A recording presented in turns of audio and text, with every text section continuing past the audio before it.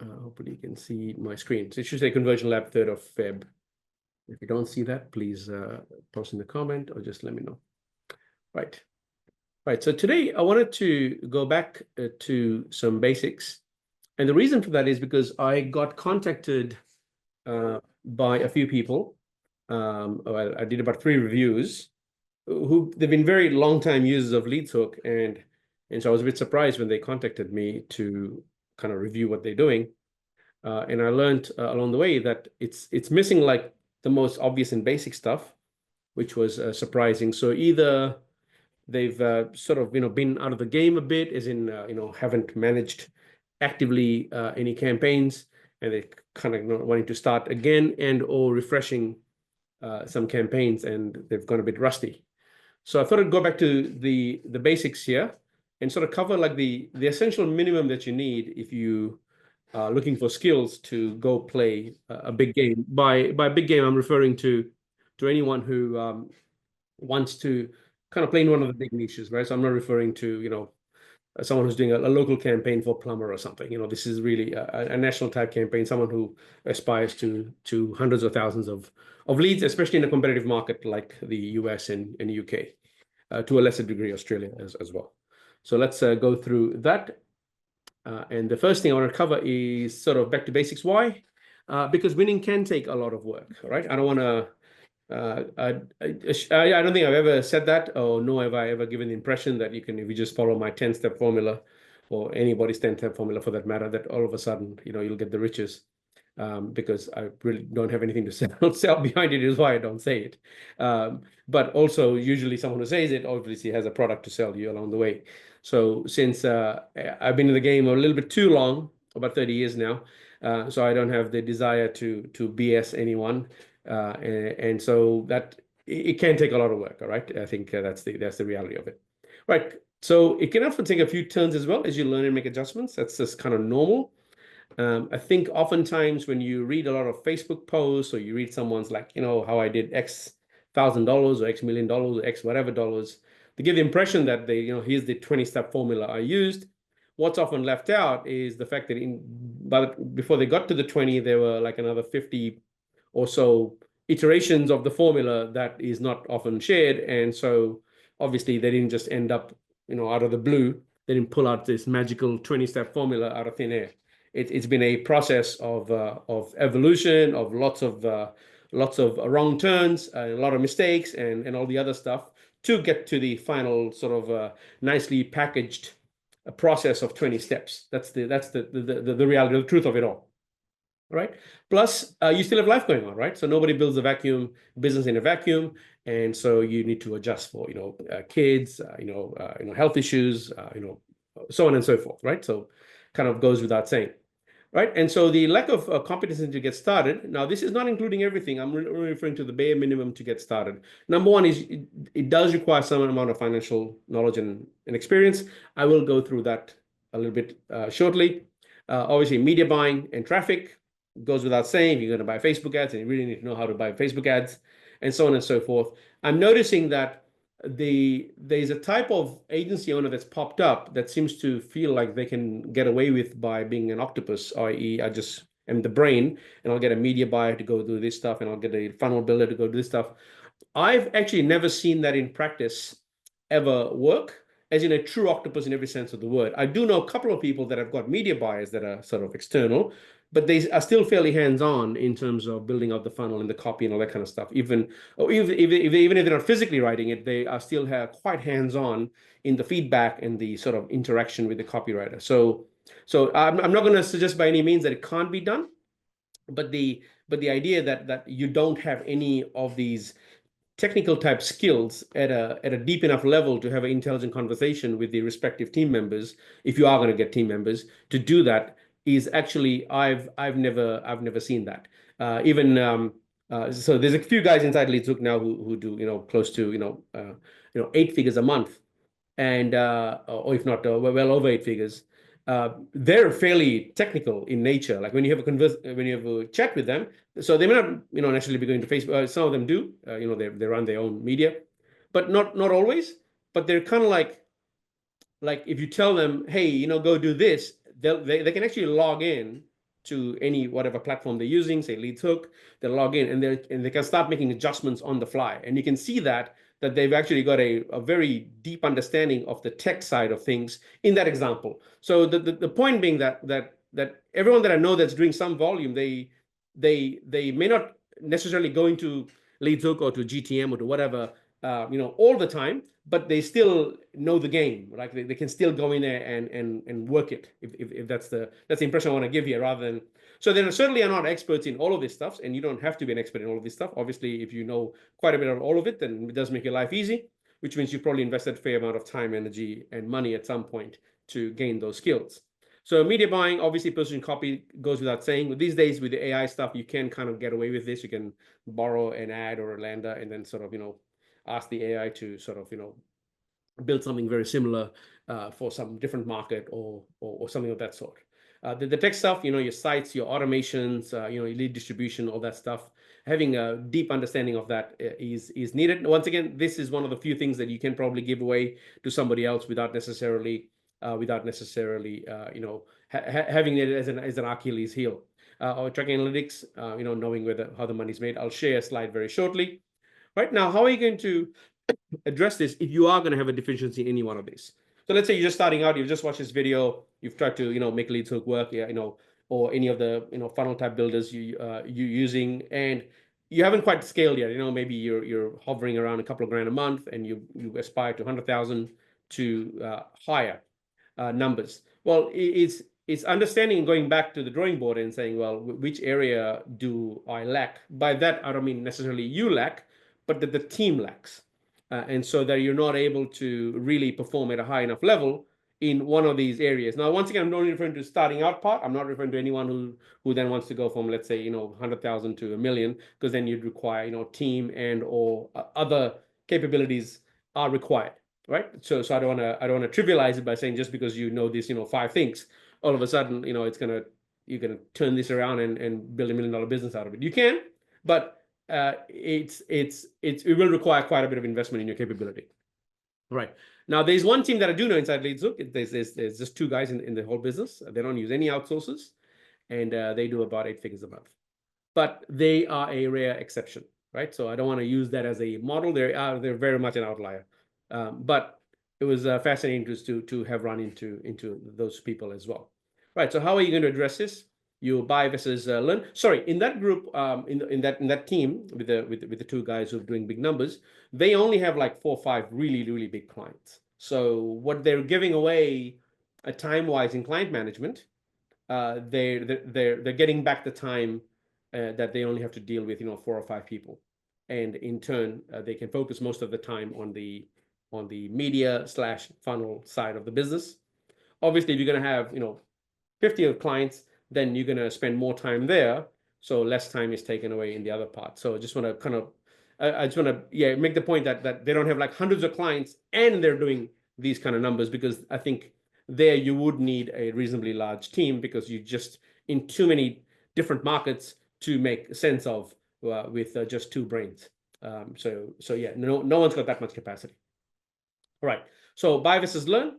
Obviously, buy, it's fast, but can be risky because you don't know enough. So you hire someone, and they may talk a big game, they might do a nice presentation, and all of a sudden you work with them for 3 months. They charge you, let's say, 5 grand a month. It's 15 grand down, and you realize they actually didn't know much as what they said they did, or you probably didn't know how to ask the question. And so if you don't have the skill set, then how do you assess someone? So I would say that in this case, you should definitely partner with someone to at least review the person you're hiring if you are going to hire someone. So such as the Leads Hook group, or just reach out to me if you need a hand. I can obviously connect you with someone who may not necessarily want to do the thing for you, but at least they can interview them for you or assess their capability and skill set on your behalf. Because if you don't have that deep, rich skill set, so let's say, for example, you're looking for someone who does Facebook ads for, let's say, solar, and you don't have that expertise. Well, just getting a random Facebook guy is probably not going to do the job here, because Facebook for e-com is very different to Facebook for lead gen. And if you yourself haven't done that at a high level, then how are you possibly going to assess someone to work out if they know what the hell they're doing? And so you end up, it ends up becoming like just a matter of trusting someone, which you don't actually want to do, especially because you lose capital and time. Now, learning is slow and you will burn time, but you come out the other side with a much more realistic understanding of how the whole thing works. And really, you can scale time-wise, you get very fast. So it's slow to start because obviously you're picking up lots of different skills, but then once you get those skills, it's super fast to get anything done. Such as the two-man team that I'm talking about here, who have done, who are doing about 8 figures a month. They pretty much can do everything in-house, right? And so that is the advantage. It's slow, but then it speeds up. So, all right. So the question to ask is, do you have time? Do you have money? Do you have both, or do you have none? And based on the sort of quadrant you pick here between the time and money quadrant, there's 4 of them there. You would pick and choose the right decision to make. There is no right or wrong answer here, obviously. But if you have none, so you don't have time, nor you do have money, then you really should question whether this is something you should be attempting at this stage, and perhaps you're better off working in a team that has got both of those, so that you can learn on someone else's dime and or add value and bring your skill set and capability and so on and so forth. Because without time and or money, it's really like you're making it too hard for yourself. I'm not going to say that you can't find someone out there who's going to tell you a sob story about how they did it because they didn't have time and money, but that is not normal, and I would not treat them as a model to follow, because many people have probably gone down that road and not been able to come out the other side of it successfully. So leave it. Okay, cool. If there's no questions on this, I'll move on to the next slide. But if there is, please just keep posting in the chat here. All right. The minimum criteria to go live. Now, firstly, you want to adjust this because you may have a slightly different business, you may have a slightly different skill set, you may have a slightly different market. But to me, this is kind of like the minimum that I look for. So in the review that I was doing this week, I went through these things. Firstly, the style, look, and feel. I saw that there was a lot of obsession with making things look pretty or in a certain way. Unfortunately, the mobile device is a great equalizer, and none of your fancy stuff actually is even visible, since most of the traffic is going to come from mobile. Now, if you are a market there, and you know for a fact that this is most of my traffic is going to be not mobile, then you probably can invest a bit more time, energy, and money to get the design, look, and feel. But generally speaking, on a mobile device, sometimes it gets in the way. All the fancy stuff, really, you can't see it anyway, because you need the text and the conversation to be shown up front, not necessarily the design elements, and they usually, you can't see it anyway. In fact, this person spent quite a bit of money with the designer. They got a whole thing done on Figma and blah, blah, blah, and all this sort of stuff. And I said, all right, let's go view this on a mobile. And when we looked at mobile, we realized most of the stuff was actually not going to be visible. And so all that energy, time, and weeks going back and forth trying to get the perfect thing on your big screen would have amounted to nothing, because the bulk of the traffic is going to be mobile. So obviously there are exceptions. So if you're in one of those markets where you're probably going to see desktop traffic, I'd probably not waste too much time on this, as long as the message is very clear and you've given them a singular point of action to take, using color and size to make one element stand out, essentially a classic CRO principle.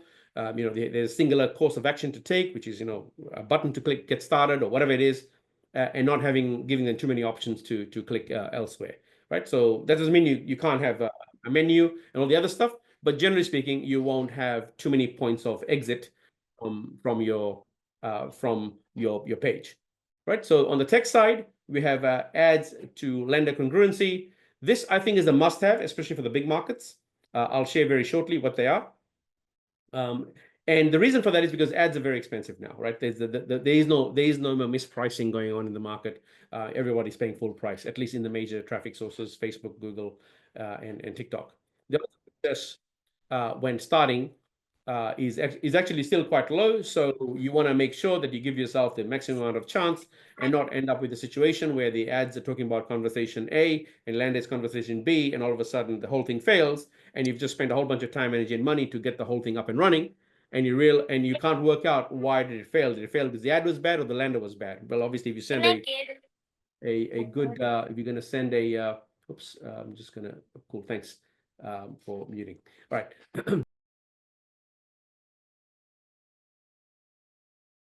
The odds of success, yeah. So the next one is always page speed. You don't need the world's fastest page speed, all right? The idea that I want to be 99.999 on the Google page speed score is not what I'm talking about here. Just good enough to get the whole thing running and getting some data out of it. That's the because the point is that if you try and get everything at the the 1% level, then you're probably never going to start, because there's always going to be something that is going to be missing. But also, you're in a situation where you may have competencies that are lacking. And the idea is if you lack, obviously, if you lack too many, then you should go back to the drawing board. But if you only like one or two, doesn't necessarily mean you got to stop. Just make sure that you have enough of these things in place that you can keep moving. It's about moving forward, getting some data out of your first test. That's the whole point. The whole point is to go and get a first test. So we're not looking for the world's fastest page speed, just good enough. Tracking, we have GTM with client side and server side. Now, there are, depending on the funnel you're working on, data privacy concerns are becoming more and more important now, i.e. in some markets now, you can't send back conversion signals back because it's a breach of data privacy, such as, let's say, if I'm buying a cardiology product or some sort of a weight loss product, maybe diabetes or something, where it effectively now falls under, if it's the US, the HIPAA regulations and all that sort of stuff. So a lot of times Facebook will reject it. Now, there are a few hacky ways around it, because now you're not sending back any signals back to Facebook or Google, whatever it is. It makes it very difficult to optimize, because that feedback is not coming back.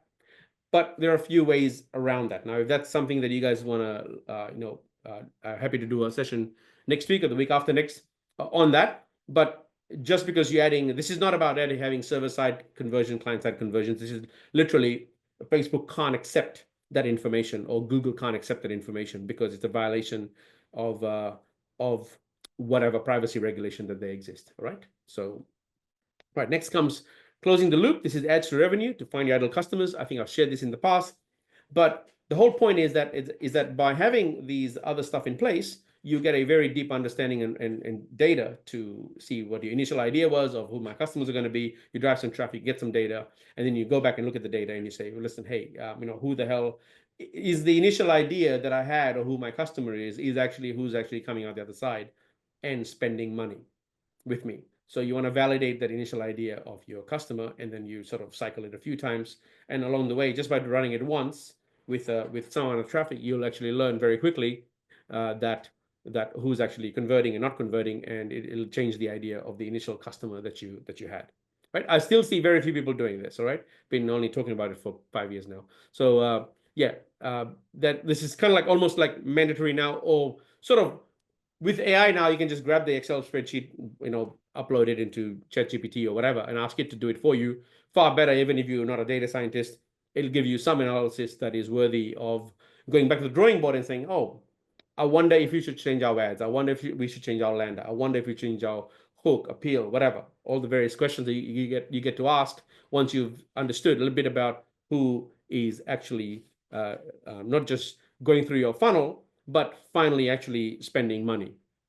Right? The one distinction I do want to make is that lead conversion is quite different to sales conversions, and you don't want to let lead conversion drive all your decisions, purely because even if you are only a lead gen, it's in your interest to try and work with the client to work out if there's revenue coming out of this, because ultimately, if they don't make money, then they're going to stop buying leads.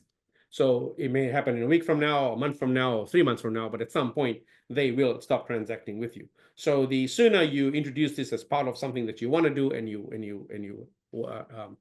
is, the better off it is. Obviously, if it's an internal team, then you have all the data anyway, and makes the analysis much easier. But this is almost mandatory now, because without that deep understanding, you could be going, yeah, I got cheap leads and lots of them, and they're all converting, i.e. they're filling out my form. But then they're not backing out for the client. And really, that's all that matters, right? Because at the end of the day, they're the hand that feeds our businesses, as in the lead gen business. So we want to make sure we want to work with them from day zero.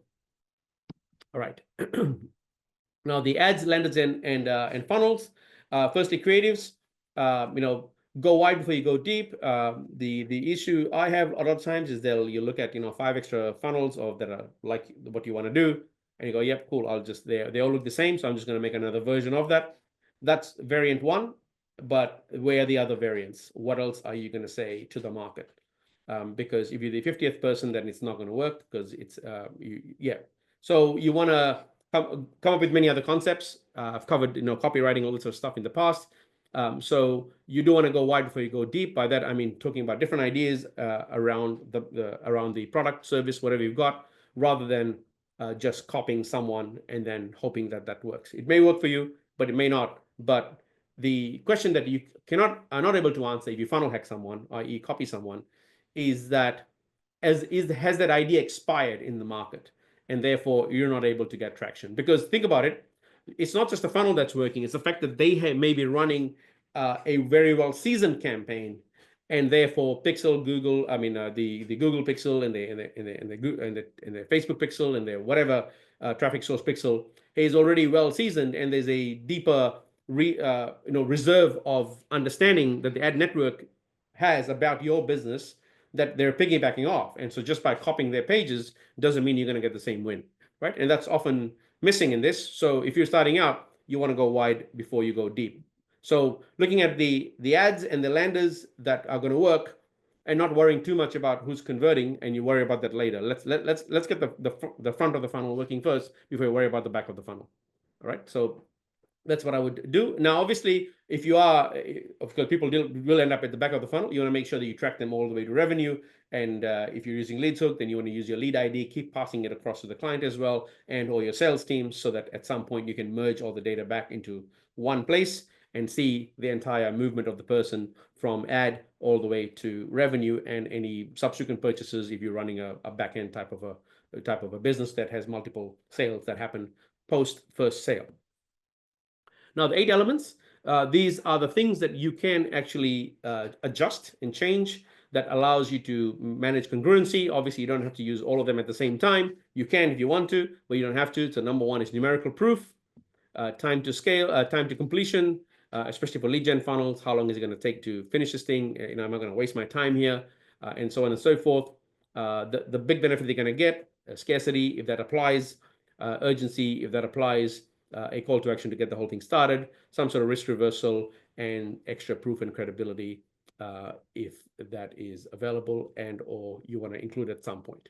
Right now, sometimes if you are going to bring kind of funnels on in a mature market, such as insurance, solar, mortgage refi, so on and so forth, you can actually grab a lot of this stuff from the client's pages themselves, or the client's business themselves, saying, hey, can you give me some testimonials that you have? And you can just borrow those with permission, of course, and use them as needed. Right, so 8 elements right here that you should be at least test or include on your lander. So what happens is you have your ads, and ads. Let's say if it's going to be solar rebate, then I want to make sure that I change all of this about solar rebates. And if I'm going to talk about free solar, then I'm going to change all that. And if I talk about some other element like solar to save the environment, then I'm going to change all of these elements again in real time to make sure that I test that. Right, so that way your ads and your lander always matches, which means you have a valid enough test, and you're not just wasting money on ads and sending it to the wrong page. All right. Any questions on any of this before I move on? Okay. All right. Cool. Next. All right. The opportunity cost of time.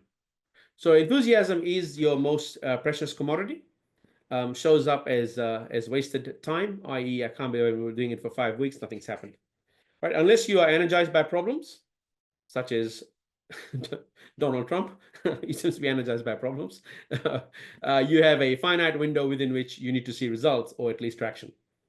And if you don't, then you will start losing faith. You will start losing, enthusiasm. You will start losing, interest. You will start stressing out, all that sort of stuff, right? So for us, whenever you're starting, you're a bit hot for whatever you want to do, and there is a finite window within which you got to see results, right? Often you'll quit before you should.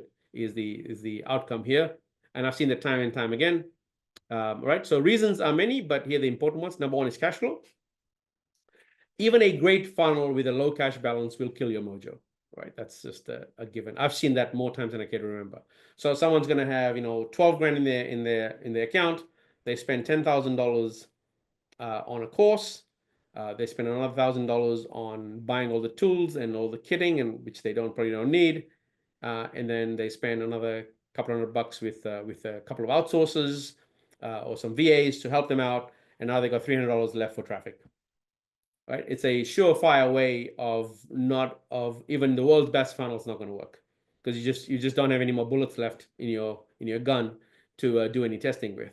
So being be mindful of that. If that's your situation, then you want to go back to the drawing board or think of some other way. Maybe find a funding partner or something. I'll talk about that shortly. All right, be prepared to inject more, or at least be aware of it. Because the point is that now what's happened is that the 10 grand that's been invested in the course is actually wasted, because you've got nothing left to do the actual campaign with, right? So your cash balance matters. Now, traction does have market value. So let's say if you weren't in a situation where you got $200 left, let's say you've spent, let's say 3-4 grand, and you've got it working, right? You've got some leads coming through, then the numbers are looking okay, and so on and so forth. But I'll explain very shortly in the next one, which is opportunity cost of time. And you run into a situation where you do need extra cash to come from some source. Finding a partner investor becomes a bit easier when you have traction, right? Because you've got a proven funnel. Then only looking for someone to sort of join you, right? Which is a little bit difficult to do when you don't have anything to show. So traction does have market value. Be aware of that if you are gonna go and start this out. So even if you run out of money or running low on cash, don't worry. As long as you've got traction, you can actually monetize that in some way, or at least attempt to monetize it in some way. All right, so understanding human behavior for conversion, you want to be aware of the nature of the product and the nature of the prospect. Borrowing from Joe Sugarman here, nature of product, nature of prospect, where no one buys brain surgery from a Facebook ad, right? And it's the point I'm making here is if you have a funnel that requires a little bit of almost like a thinking process or some way where a few decisions have to be made before you get to the final decision, then you want to be respectful of that and not cut your funnel too short. So I've shared an example in the past where of a surgery type product where you needed 3-4 weeks of communications, showing before and after stories, risk factors around the surgery, financing options, so on and so forth. All that information takes time to educate the market with, or to educate your prospect with. So the idea that someone's going to look at a Facebook ad, go and fill out a quiz, and then book a call to go see a surgeon, that's very, very small percent of the market will qualify that quickly. And most of the market will qualify over some period. And there are funnels out there where they just convert over after a 30-day period or a 45-day period. And so if you're one of those guys who thinks that if I've spent $1 today and I'm going to get $1.50 by tomorrow morning, you will kill that funnel, because the numbers don't work. But they do work. They just require more time, right? Which leads us to the next point, which is the opportunity cost of capital, right? This is if you're starting with not enough capital, so you're starting, but does initial conditions matter? So you have 10K versus 1 million. Now you have a pressure to perform if you don't have a very big bank balance, right? You limit the type of campaigns you can run. It limits the types of campaigns that you give time. Like you may run 1 or 2 tests, and all of a sudden you're like, okay, I'm out. Yeah, this is not working, and you kind of conclude that a little bit too soon. But if you look at the data, you can see that you're getting better and better and better with each campaign. Yeah, it hasn't gone positive yet, but you can see the traction in the right place. Now, one of the funnels that I did work on, these guys scaled to, I think it was about 100 to 120,000 leads per day. But the testing period was 6 months. So 6 months of testing to get to 100,000 leads per day, right? Now, not a lot of people are going to give that much time to any funnel.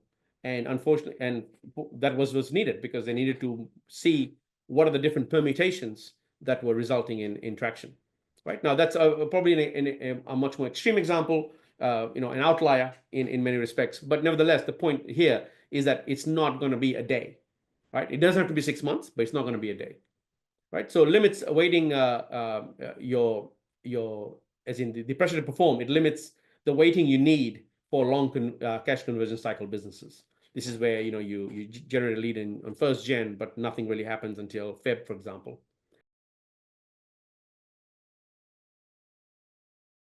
And a lot of times those businesses, those funnels get killed because they don't work. They do work if you wait long enough, right? And so the idea is you need to sort of go back to the drawing board and understand the nature of the product and the nature of the prospect and how other businesses are doing it. So what you could do is you could sign up to a competitor and sort of see what's actually going on, how long they communicate with you, so on and so forth. If you're from the industry, then you already know the kind of sales cycles that exist, and you want to make sure that. But I often see the amateur movies when someone new comes in to a market. They've seen someone making a lot of money doing lead gen in, say, solar or some other market, and all of a sudden I'm going to copy him, I'm going to replicate him, not realizing that the underlying mechanics and the underlying structure of the industry is not known, and they'll get a rude shock to know that you got to wait 4 months or whatever for the actual cash conversion cycle to finish, and they don't have the money to fund for that long, right? So limits the type of business you can run as well. So that kind of understanding, the reason I'm bringing this up is because I don't want people to needlessly go into businesses that they're not financed for. And as a result, you end up walking away and losing, quite a bit of money and time, not because you weren't good enough or the funnel wasn't good enough. It's just you just didn't have the bullets to go fight this war. And so knowing that upfront means that you can actually do a bit more research before just jumping in. I'm seeing a lot of that where I've just got a little bit of cash and I need to turn it around by tomorrow morning. That's a lot of pressure. So, I mean, it's doable. Some people do enjoy the kind of pressure. That's you, go for it. But the odds of success are actually not in your favor. All right. Not understanding the cash conversion cycle. All right. Profit versus cash flow. Shared this many times before, but I will share it again. Leaving aside overheads, tech, and the human cost, and your need to pay for rent and all the rest of it, and feed your family and all that stuff. Let's move that to the side. Let's just look at the timing of just the cash flow at the gross profit level, i.e., I'm spending some money on ads or some sort of traffic thing, and I'm going to get paid back by either my client or the lead or the prospect or someone. Somehow this cash is going to come in and you're paying for the traffic in some way. Right now, you're looking at just above the line, the gross profit line. Right, so day zero cash recoupment. When do you get this cash back? So I spent 10 grand day zero for ads today. When does that money come back? Right now, the point is that it's fascinating how many people don't actually consider this as and you may have a viable business. Actually, you may have a very viable business. It's highly profitable, but just needs cash flow. So i.e. cash flow negative, but positive profitability. So if you can go negative, then you can go for a much bigger business. You can actually scale big. So a good example of this is you have ads, webinar, let's say you have a sales call, and you have 100% cash upfront deal. It may take you 2 weeks to recoup the cost, right? So by the time you run the ads, they jump on a webinar, you have a couple of sales calls, so on and so forth. Let's say you're selling a 5K product, and it's all said and done in 2 weeks. Now you have another one where you have ads, webinar, sales call, but now you're giving terms. So you're easy monthly payments, so on and so forth. And let's say it takes 2 to 3 months for you to get that cash back. Well, this bottom one can actually scale much bigger in terms of absolute dollar value revenue, but you would also need a war chest to fund that dollar value, right? So that's the point I'm making between the two here. So this one here is by definition going to be a much smaller business because you're going to have to find really the type of customer that's got a lot of cash to put up front, while it's much easier to find people who will pay you easy monthly payments over 6 months or 12 months or whatever the heck it is. And I've seen that actually. There's a couple of guys that I know that are doing about $1 million to $2 million a month in terms, but the amount of cash collected up front is only 20%. It's 100% cash collected up front. The rest of the revenue is coming on terms. So the dollar value looks big. We did $2 million in sales, but the cash collected is nowhere near 2 million. It's over many months, right? And obviously there's going to be some bad debts there and things of that sort. You just got to account for that. But the point is that as a result, that big number is only happening because of the terms. If that makes sense. All right, any questions on this? Take a quick drink of water. Hey, any feedback? Is this good? Hope it is. Right. Okay. Right. Beware of over-engineering. Kind of like my last slide. I see last week on the 3 reviews that I did, I saw it in 2 out of 3, where perfection is the enemy of going live, and emotional attachment to failure. One person has been trying to make the online business thing work for a few years now, it seems. And the reason why they don't pull the trigger is because it'll it'll finally prove that their funnel doesn't work. It's kind of interesting. Anyway, so I said, breathe in, just jump in. It's only marketing, not your personal worth as a human. All right, like don't tie your personal worth to your conversion rate. Okay, they are not the same thing. In fact, they're not even related. All right, it's just marketing. Go live. It's okay. No one's gonna know. All right, so spend $10, and that's it. All right, so going live should be like brushing your teeth. There's zero attachment. You brush, you stop, you repeat the next day, the next morning, or the evening. Right, same thing. You go live, you stop, analyze the data, you repeat, adjust your level of comfort, i.e., how much money you want to spend up front. Really, this is the mechanical part of the whole thing. It's like it's just breathing in, breathing out. Go live, stop, analyze data, repeat. That's it. If it's working, keep going. If it's not working, go back to the drawing board. Really, it's that. And I'm fascinated to learn how many just stop a little bit too soon and don't want to go the next round. Like of the guys that I know that have done big numbers, some of them have spent months reiterating, but each iteration gives them feedback. That's the important part about this whole thing. The idea that I'm just going to go live and make come right out of the gate and do really well is actually a myth. It doesn't happen with I mean, if I've been running let's say if I'm running solar ads, in for example New South Wales where I live, and someone says, hey, can you go run them in Victoria? Okay, the chance that I'm going to win in my next campaign is probably very high, because I'm just going to piggyback off the information and learning that I've got to go apply in the next state, right? So I'm not referring to that, but I'm referring to the fact that if you haven't done this before, or it's a new market or a new vertical or a new product type, there's a bit of time that takes to learn all this stuff, and you need to give yourself a little bit of permission to fail a little bit before you start succeeding. In fact, I think Josh and Paul are on the call. Yeah, so like they went from Solar Australia to Solar UK, totally different ball game, right? It took a while to get the UK stuff dialed in, if I'm not mistaken. It wasn't immediate, even though we've turned it off, to be fair. Okay. Okay. It was too much of a jump with the way the market was in the UK to kind of it wasn't an easy switch. Obviously the theory was there, but yeah, it would have taken a lot more time. So we've kind of like okay, cool. Back okay. Well, there you go. I mean, that just proves my point. Just because you're awfully seasoned in the same product in market A does not mean that you can replicate all of that. Like, sure, you can. The funnel can be, the software might be the same. How you may design your ads might be somewhat similar, and so on and so forth. But still, that innate market understanding takes time to run through before you really crack it. Right. And that's been my observation. In fact, the guys that I know that were doing 100,000 leads a day, they were seasoned as hell, like A-level pedigree type stuff, like, kick butt in 3-4 other markets. But as soon as they came into the new one, they did exactly the same thing. They went back to ground zero. They said, we got to learn. I'm going to run my ads for a couple of weeks, months, whatever it was, to really understand what the hell are we dealing with here before we scale. And so a case in point, that just proves that no matter how seasoned you are, a certain amount of time and energy. I mean, you might get, obviously, you do end up accumulating some luck along the way, i.e., if you've done enough markets, you kind of get a bit of a neck for, okay, you know what, I think I'm just going to go with X. And obviously, the more markets you have under your belt, the greater your odds get. But it's not a guarantee. That's the point.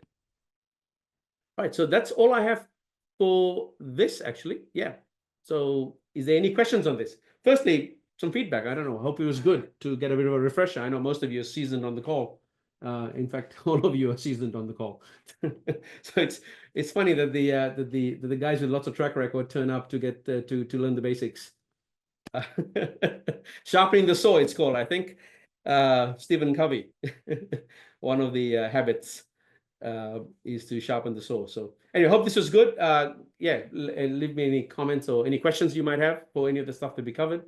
But that's really the point here was to give sort of like a half an hour, 40 minutes or whatever it is. Yeah, a 45-minute little thing on sort of like a package thing for anyone who's kind of just starting out with a new campaign, and and also be kind to yourself. This is not the easiest thing you'll ever do. So Hey, yeah. Nick. Yeah. Really good. You can never hear this stuff enough. Every time you hear it, the same again. You always pick something else out. Would you mind going over the segmentation analysis? Because I think this would be a really good video as a start thing for a lot of people. Like this one right here? Yeah. Okay, yeah. Okay. So when you when you're running your ads, in fact, I'll see if I can show you it with because I did refer to one of my PowerPoints here. There you go. I copied and pasted that. All right. So let me. This was for a mastermind that I presented at. There you go. There's an answer right there. Okay. So this is passing of the UTM params. We already give you the device data. We already give you the geo data. You can actually pass a particular UTM. There's one around here saying UTM is inflation something. I think it was a campaign about inflation, and solar. And these are the numerical values. These are the copy value that we are updating on the fly, right? So the big benefit, the scarcity, so on and so forth. And each one of these was being updated to match with the ad set and the ad group. So what we had done in this case is we had made sure that every ad set and ad group only had one concept. So for example, in this case, I think the ad set would have been about something around inflation, I don't know, causing power prices to go up or something. Okay, so let's say it's that. So every ad where we want to talk about inflation and power prices going up, no matter how we word it, would belong in that same ad set or ad group, or whatever that classification is. Therefore, we can see when we look at the numbers is my UTM content campaign, what is its cost per lead and what is its revenue per lead? What are its metrics where I'm looking at where my content is just about inflation? When you start mixing stuff up into one ad set, the problem ends up being is that, yeah, that may work from a pure Facebook standpoint or Google. That might still come out okay. But the point is that now you've mixed ideas and you don't quite get to see the analysis at the UTM level. And that's the main reason for doing it this way. So this is all the data set that's coming in, and now it's getting pushed onto the landing page. And we're tracking, first we're tracking the ad data, the appeal data, or the UTM data, device, geo. And now we're seeing how that person goes to answer the question. I've got a big house, a small house, a roof, my current power bill, so on and so forth. And then they'll give you the name, email, phone number, so on and so forth. Now that lead gets then pushed to the client or to the sales team, and then they'll go and then sell them at some point. They may sell them a particular product with a certain dollar value, and they'll close them. And now the close may take 5 weeks, 6 weeks, whatever. Let's say it takes 2 months on average to get it all said and done. Now you've got this nice data set, but your conversion happened 2 months from now. And unfortunately, the Facebook window, the Google window, whatever it is only like 7 days or something. You can't push conversion data from 2 months ago into it. So firstly, you lose out on real understanding of what is my revenue per lead, because that data is coming, that revenue data is coming a little bit too slow for the purposes of the ad network. So you need to track that outside. So firstly, it gives you the tracking benefit. Now it gives you all this data sitting in columns, so you can slice and dice it in many different ways. You can say, listen, what is my revenue per lead, or revenue per visitor, or revenue per impression, if you wanted to, for the inflation group of people that looked at inflation ads. And you might say like, oh wow, the average cost was X, my average revenue was Y. Okay, well, what if I looked at solar rebates, for example? Well, what is my average cost per that and my revenue per that? And so what ends up happening is you end up starting to see that there are certain conversations, because that's what they are, this is a conversation, that have certain dollar value associated with it. Now the conversation is, now you're like, wow, my inflation is doing double profit of rebates, for example, because rebates may bring in, very price sensitive customer, or may bring in, a type of person that is converting. But when you look at revenue and cost, you're like, we're not making much. It's giving us volume, but not a lot of profit. But the inflation guys, they're very profitable for argument's sake. Then what you can do is like, okay, well, if inflation is so profitable, can I take this idea and run more ads about it in my current ad network? So let's say this is a Facebook, you're going to do more Facebook ads around this concept. Then you might take that into TikTok, you might take that into Google, YouTube, and so on and so forth. So you've honed in on a conversation point in the market that is resonating across masses. And that's one of the few ways that I know where you can really scale big around a conversation point.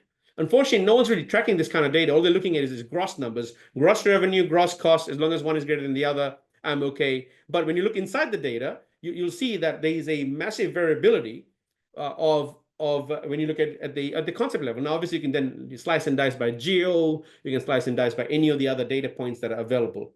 And that's what I mean by doing this this bit right here. Is what you're doing is you're like, hey, I'm looking for solar people who are homeowners. I drive my traffic, I grab my GTM data, I've got my UTM data, I've got my ad data, or the completion, the guarantee, the call to action, all that stuff. You can pass all of that with your funnel data, i.e. the questions and answers they gave you, and then the revenue data. You can put all of that together, and now you have a phenomenal understanding of what the true customer looks like, but not just that, where you're actually making money and where you're not making money. And that's when you can start making choices around, okay, this is the traffic that I can turn off, or these are types of ads that I don't want to run. Or the better thing to do would be, if I'm getting a lot of volume, but not a lot of profit, I can actually take that and see if I can have another conversation with them, or maybe change how I'm going to do my funnel, or change the backend automations I'm going to run with them, or change my conversations, or whatever. It allows you to go back to the drawing board saying, well, this is where the money is. I'm going to keep it going. The other guys, I'm going to do something else with it, either turn it off or massage it to give me a better perspective.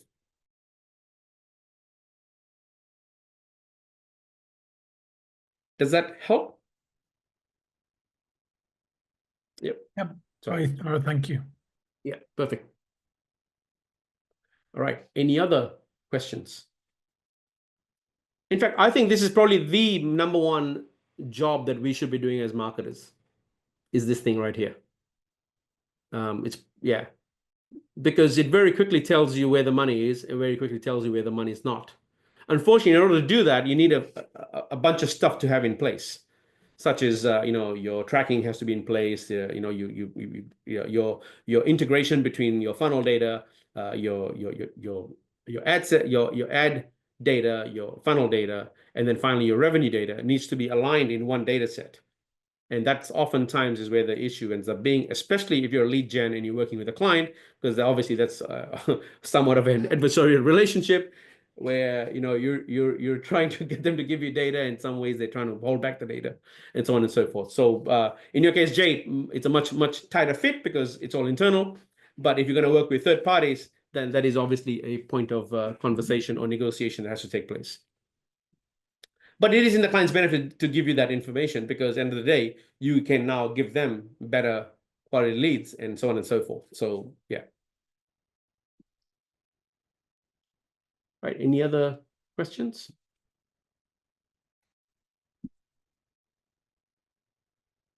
Any other comments? Hey, yeah. Jonathan, how you doing? Good as you. Somebody asked like recently on Facebook group about a tool to check, make sure that your decision tree is working fine.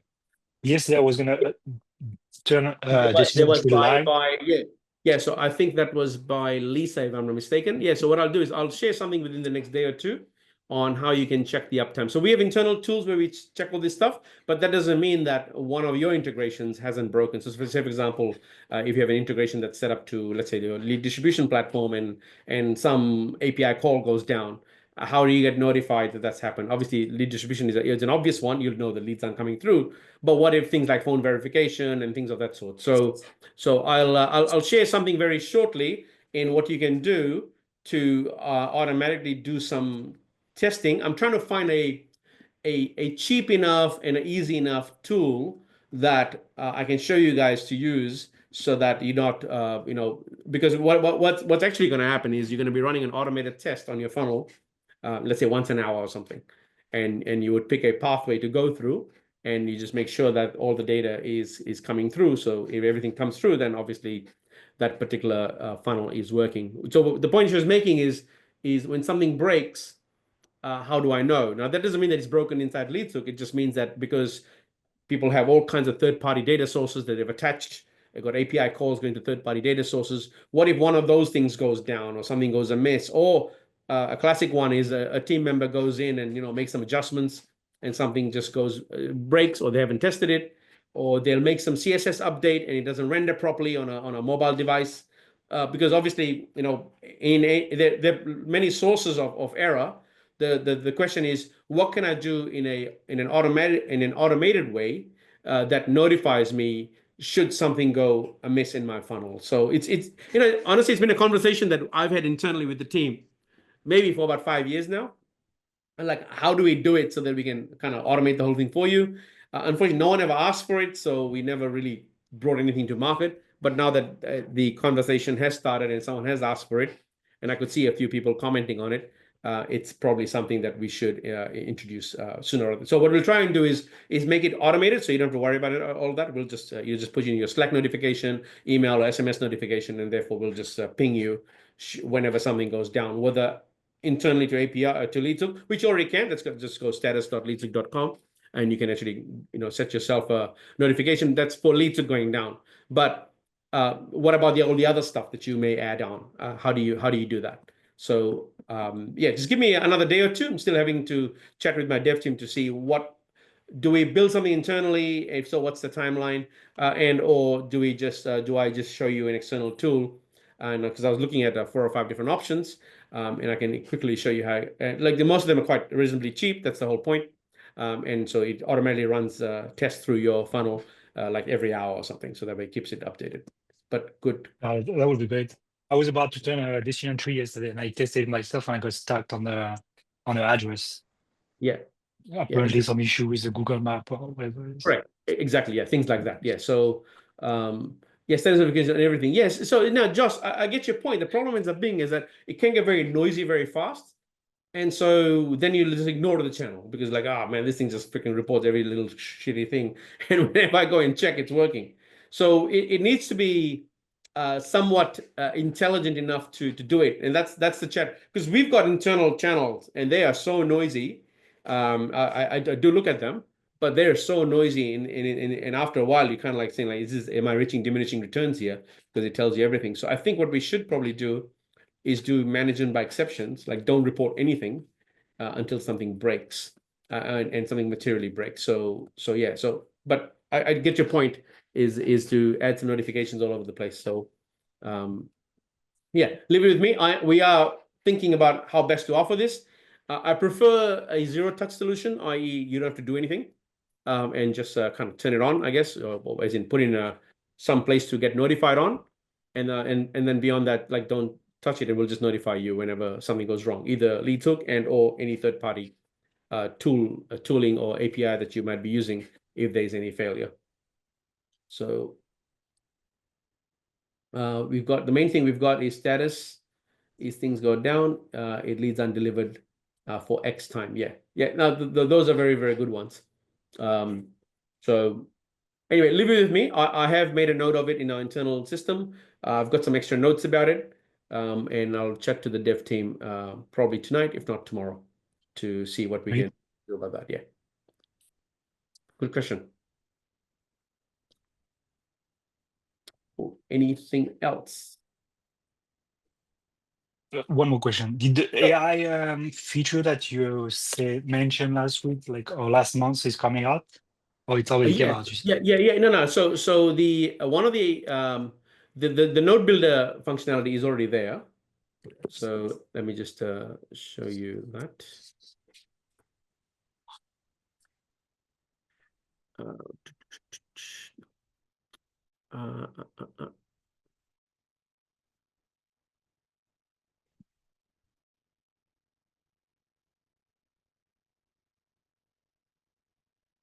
There you go. It's right there. Just put in your here, add in more detail. All right. So the more detail you add about your product or service, the problems, and the target market.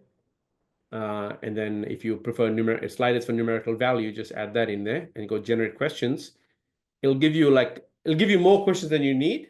And that's the whole point. What I want, at least for new markets anyway. You can always remove the questions that you don't want and just go and it'll give you the questions. If you say, yep, I like them, it'll generate the entire decision tree for you automatically. And you can go and remove the ones you don't like or massage the questions, but you don't have to go and do bulk of it. The second thing that's coming, and I've been doing some testing on it, is the issue is to automatically build your entire funnel. So your landing pages, the whole shebang. That's actually working, and it's working quite well. The issue always ends up being is that the AI services themselves, i.e., Claude and OpenAI and all that, they're not 100% reliable all the time. So it's kind of funny that that they don't work all the time, because we've been running this thing at scale now, lots of API calls. They fail every so often. So we're trying to work out what's the best way to automatically manage that. So we're sort of like, hey, let's say we're making OpenAI calls. If something fails, we'll make an API call to Claude. Now, maybe that's not the best result, but at least it gets the job done, so to speak, right? So we're going through those sort of technical things now so that the product you end up getting works straight out of the box and not necessarily kind of fails half the time. And not because we're not doing anything, it's because we're relying on third-party LLMs to do their bit. And that's been the main sort of thing that's taken a bit of time. So, but we've solved it. I think over the weekend, we solved that issue. We were making API calls simultaneously to 4 or 5 different LLMs. So like DeepSeek, we looked at as in a hosted version of DeepSeek, O1, 4.0, and then Claude and Gemini, and so on and so forth, just to see which one gives you better outcomes, which ones are working more consistently, all that sort of stuff. So unfortunately, like when you're chatting with ChatGPT, failure doesn't cost much. But when you're running it in production in an app, there is no room for failure. So that's what's taken a bit longer than we had hoped. But anyway, that's almost solved now. So should release it very, very soon. Cool. And the node builder as well? Correct. That'll be all part of the same release. Got it. Yeah. So when it comes, it'll be a WYSIWYG type builder, that experience that you get. So yeah, in fact that part's actually been done. It's the automated part that we need the LLMs to do. That's where the performance issue was. So, but we found a good workaround. So everything should be sped up very quickly now. Are you talking about the AI or just a node builder? Because last month, January 9, you posted something about new node builder. Yeah, so we're gonna launch both of those simultaneously, so you will never have to see a blank page again. That's the point. What we're trying to, so what we want to do is we want to say, generate an entire decision tree for me. It builds all the nodes out for you. Then you can just go and change the questions a little bit as required, and go live. And so therefore, there's no need to ever. So what we in the next version, you will never see this. You'll never see a blank page. That's the whole point. Because what we did was, so we've done some internal, analysis and stuff about, what creates churn for us. And the churn for us, the number one contributor to churn for LeadsHook, is actually, I don't know what the hell I'm doing with my marketing. That's it. So, and usually it's nothing like hard. It's like, I just don't know what to start with. And I don't mean like, I don't know how to use LeadsHook part. It's like, I don't know what question I want to ask my market. And so we're like, right. At first I thought it was like people have a problem with dragging and dropping things, but it's not. It's like, I don't know what question to ask. So I said, okay. So we sort of solved that problem with this one here as a quick, that's why it's beta. And you realize that doesn't really solve the problem, because you still have to build a landing page. And so then we're like, okay, you know what? Let's just go ahead and do the landing page builder. So there's a landing page builder, a node builder, but what supplies information to it is actually the AI part, which is doing all the research behind the scenes when you give it a little bit of information like this. So the version that we've got, I'll see if I can bring it up here.